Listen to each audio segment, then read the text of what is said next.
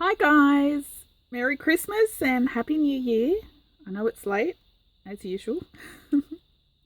Anyway, I've taken a few weeks off YouTube. Life is a bit crazy. I have been crafting, I just haven't had a chance to film and upload videos. But anyway, I'm back. I think I'm back for good. And I know I keep saying that and then I disappear again, but hopefully this time I'm back for good. Anyway, I had a comment left on an older video of mine. And I know this is a really super easy thing to make for your junk journal, and I'm sure you've all done it 100 times before, but I know there's a lot of new junk journalers out there, and someone left a comment on an older video that they're finding it hard to find things like cabinet cards and old black and white photos and stuff to use in their journals.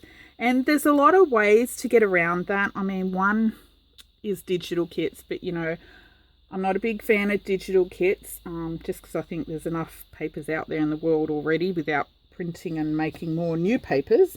But I wanted to show her, just her or anyone else to New Junk Journal, other really simple and cheap ways that you can make your own photographs without printing. So one of the things I often do, and I've made a few as an example, I just take, and you don't have to stitch these. I just stitch everything because, let me show you. Well, one, I really like the look of stitching. I sew everything. But also, I use food packaging cardboard a lot because I only use recycled materials. So I don't have new store-bought cardboard. I just think that's such a waste unless you're into card making or something. But for junk journals, I just think it's, you know, just an unnecessary thing to buy. Anyway, I use food packaging cardboard, and there's this shiny layer. Now, sometimes I'll peel that layer off. You would have seen it in previous videos.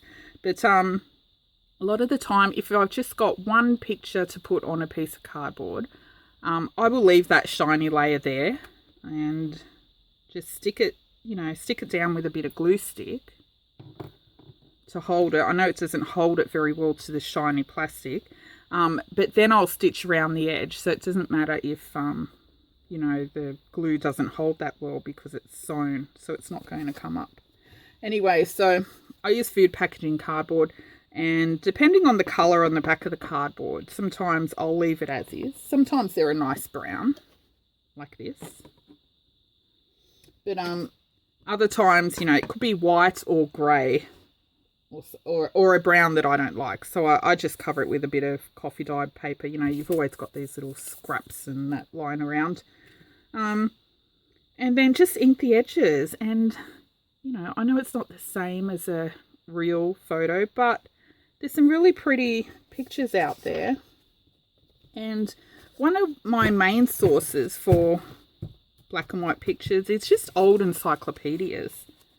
So this is one, this encyclopedia I've pulled apart, and it's all black and white pictures. Now I don't know why, for some reason these pictures are quite dark, but you know, there's other types that aren't so dark. What is that? Looks like a giant mushroom. Oh, it's just a barnacle covered rock. Okay, that's strange. Anyway, so let me show you. So these are a few that I've made as an example. So if you're new to junk journaling, just go to the op shop, a charity op shop, and pick up an encyclopedia. A lot of the op shops just sell them really cheap because they want to get rid of them anyway. Or even old books. Sometimes you can find books like things like biographies or autobiographies are pretty good because a lot of the time they'll have old photos in them in the middle as well. And usually in black and white. Sometimes colour, but you can, yeah, just find them anywhere. Old books, magazines, you name it. So I'll show you some that I've made just as an example. Now these are just random ones that I've picked out of the encyclopedia. There's no theme or anything. And for these ones, I was I really wanted to make some postcards, but I don't have those postcard stamps that I've seen people using. I should get one because I think it's something that I'd use a lot. But anyway, I just thought I'll make some journaling cards. So these can just go in pockets or tags, or you can even use them as a pocket. I mean, they do have coffee dyed paper on the back, but you could use them as a pocket. So, if you've got a journal, this is a journal I finished before Christmas. So if you've got a pocket, you just pop them in to pockets, or you could use them as pockets if you want, or if you've got belly bands. Have I got a belly band somewhere? I think I did.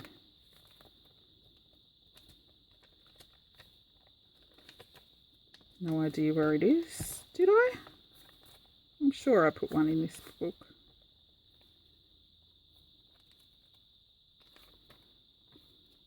Okay, you get what I mean. It's going to take me 10 years to even find it.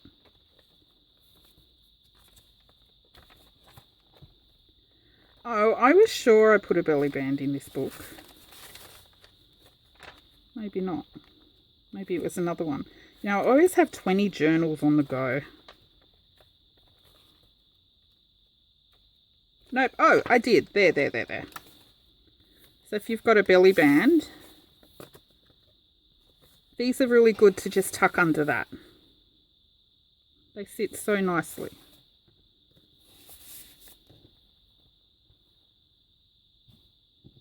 Okay, so let me just show you this little pack. Now these ones, instead of making postcards, because I didn't have the stamp, when you have an encyclopedia, there's always a little caption about what the picture is about. So I just thought, some of the pictures you can tell what it is. This is obviously in England, but it's nice to have a little blurb about what it's about. So I've cut that off, inked it, and I've put that on the back of the journaling cards. And I think it just adds a little bit of interest. Like this. I think they're good to read. Like this looks like a little forest with a lot of trees, but actually this is one tree and these are all hanging roots. Isn't that cool? I love it.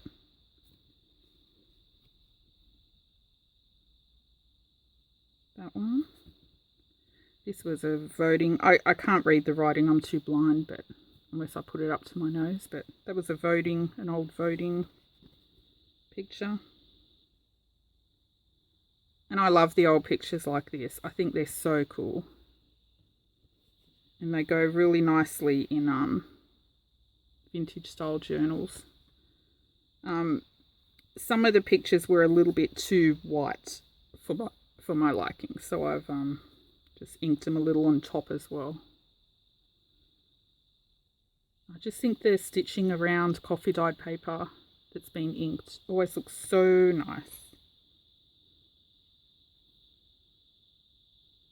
And these ones I've left all the threads hanging, because I know some people like that, but if you don't like them, you can just chop the threads off. And if the picture's long enough, you can even use that as a belly band. Anyway, like I said, you don't have to stitch around them. Just glue them down if you want them to look like an actual photo, because I know photos aren't stitched.